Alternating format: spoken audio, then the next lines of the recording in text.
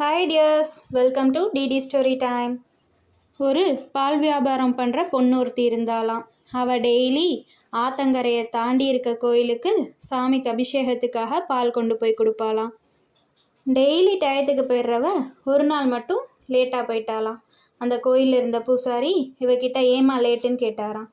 படகுல ஒரு சின்ன பிரச்சனைங்க, அதனால் வர லேட் ஆகிடுச்சு அப்படின்னு சொன்னாலாம். அதுக்கு அந்த பூசாரி, இப்படியெல்லாம் காரணம் சாக்கெல்லாம் சொல்லக்கூடாது, சாமி மேல் உண்மையான பக்தி இருந்தால் சாமி பேரை சொல்லிட்டு ஆற்றுலே நடந்து வந்துட வேண்டிதானே அப்படின்னு நக்கலாக சொன்னாராம். சரிங்க அப்படின்னு சொல்லிட்டு அவளும் கிளம்பிட்டாளாம். அடுத்த நாள்லேருந்து ஒரு நாள் கூட லேட்டாக கொண்டு வந்ததே இல்லையாம்மா.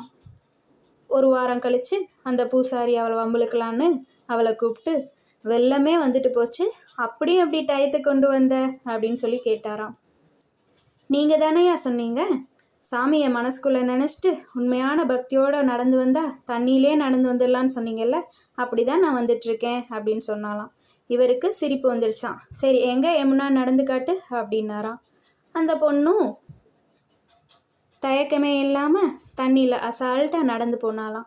அவளாலே நடக்க முடியுது, டெய்லி சாமி கும்பிட்டுட்ருக்கோம், சாமிக்கு பூஜை பண்ணுறோம், நம்மளால் நடக்க முடியாதா அப்படின்னு சொல்லிட்டு அவள் பின்னாடியே அந்த பூசாரியும் நடந்தாராமா.